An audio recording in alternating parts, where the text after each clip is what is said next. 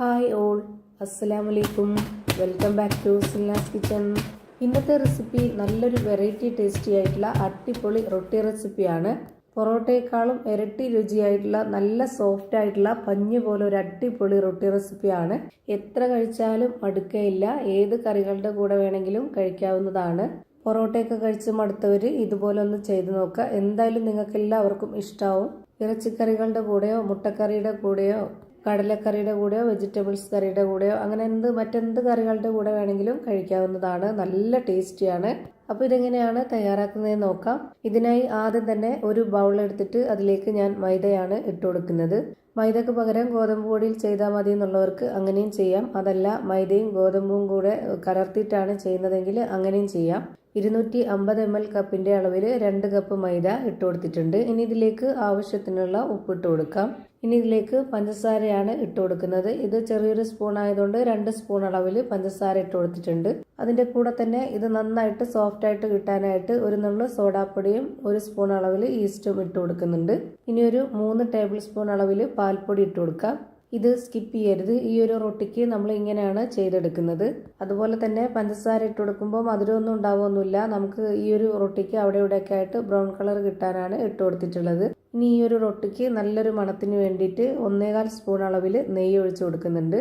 നെയ്യ് വേണ്ടാത്തവർക്ക്, നെയ്യുടെ മണം ഇഷ്ടമല്ലാത്തവർക്ക് butter use ചെയ്യാവുന്നതാണ്.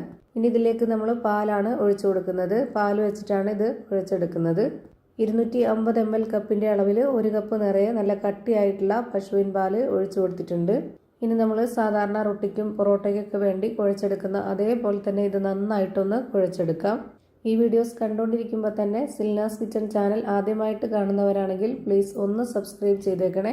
ഒപ്പം തന്നെ ഈ വീഡിയോസ് നിങ്ങൾക്ക് ഇഷ്ടപ്പെടുകയാണെങ്കിൽ ഒരു ലൈക്ക് ചെയ്ത് ഷെയർ ചെയ്ത് സപ്പോർട്ട് ചെയ്യാനും മറക്കരുത്.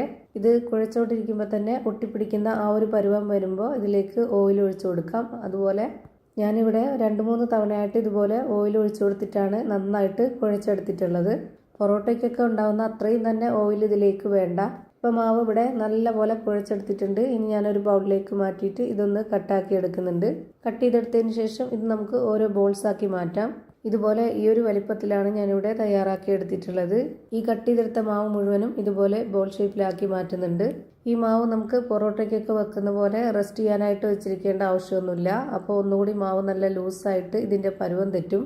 ഇനി ഇതിൽ നിന്നും ഓരോന്നെടുത്ത് പരത്തിയെടുക്കുകയാണ് ചെയ്യുന്നത്. അതിനായിട്ട് ഞാനിവിടെ ബോർഡിലേക്ക് കുറച്ച് പൊടി ഇട്ട് കൊടുത്തതിന് ശേഷം ഒരു മാവ് വെച്ച് കൊടുക്കുന്നുണ്ട്. എന്നിട്ട് അതിന് മുകളിലേക്കും കൂടെ കുറച്ച് പൊടി ഇട്ട് കൊടുക്കാം.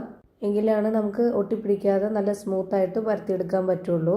ഇനിയിപ്പോൾ ഇത് നമുക്ക് നന്നായിട്ട് പരത്തിയെടുക്കാം. ഞാനിവിടെ ഈ ഒരു ബോർഡിൻ്റെ വലിപ്പത്തിൽ തന്നെ നന്നായിട്ടൊന്ന് പരത്തിയെടുക്കുന്നുണ്ട്. ഇനി കുറച്ച് ഓയിൽ ഇതുപോലെ ഒഴിച്ചു കൊടുത്തിട്ട് കൈ വെച്ചിട്ട് നന്നായിട്ടൊന്ന് സ്പ്രെഡ് ചെയ്ത് കൊടുക്കാം. ഇതിൻ്റെ എല്ലാ ഭാഗത്തും ഇതുപോലെ നന്നായിട്ടൊന്ന് സ്പ്രെഡാക്കി എടുക്കാം. എന്നിട്ട് ഇതിന് മുകളിലേക്കായിട്ട് കുറച്ച് മൈദപ്പൊടി കൂടി ഇട്ട് കൊടുക്കണം. ഇനി ഇതിന് മുകളിലേക്കായിട്ട് കുറച്ച് വെള്ള എള്ളും കറുത്ത എള്ളും ഇട്ട് കൊടുക്കുന്നുണ്ട്. നല്ല മണവും നല്ലൊരു പ്രത്യേക ടേസ്റ്റുമാണ്. ഒരു തവണ നമ്മൾ ഇതുപോലെ ഈ ഒരു റൊട്ടി തയ്യാറാക്കി കഴിക്കുകയാണെന്നുണ്ടെങ്കിൽ പിന്നെ നമ്മൾ ഇതുപോലെ തന്നെ ഉണ്ടാക്കി കഴിക്കും. അത്രയും ടേസ്റ്റാണ്.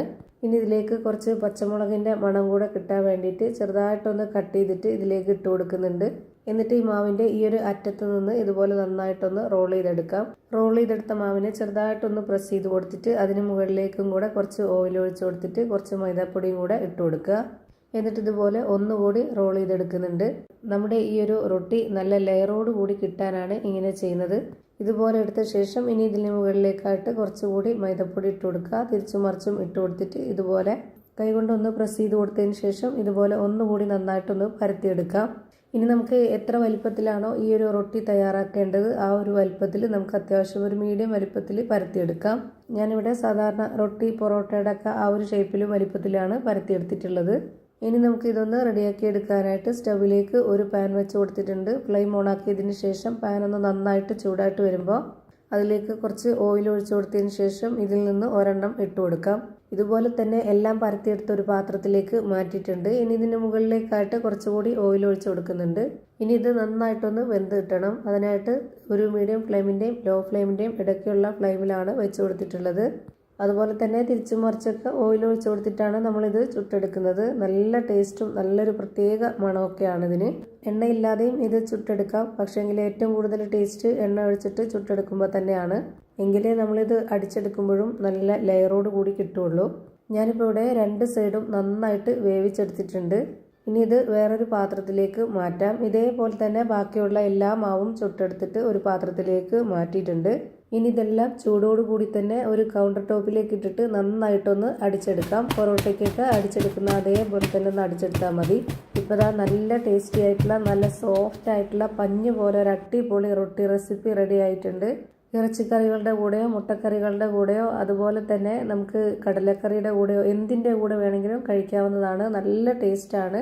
അപ്പോൾ ഇത്രയേ ഉള്ളൂ ഇന്നത്തെ വീഡിയോ ഇഷ്ടമായാൽ ലൈക്ക് ചെയ്യാനും കമൻറ്റ് ചെയ്യാനും ഷെയർ ചെയ്യാനും മറക്കരുത്. അതുപോലെ തന്നെ ഞാനിടുന്ന പുതിയ വീഡിയോസ് നോട്ടിഫിക്കേഷനായിട്ട് കിട്ടുന്നതിന് വേണ്ടി സബ്സ്ക്രൈബ് ചെയ്ത് ബെല്ലൈക്കൺ അമർത്തി അതിൽ ഓൾ എന്ന ഓപ്ഷൻ എനേബിൾ ചെയ്ത് കൊടുക്കാനും മറക്കരുത്. പുതിയൊരു വീഡിയോയുമായി വീണ്ടും വരും. Thank you for watching.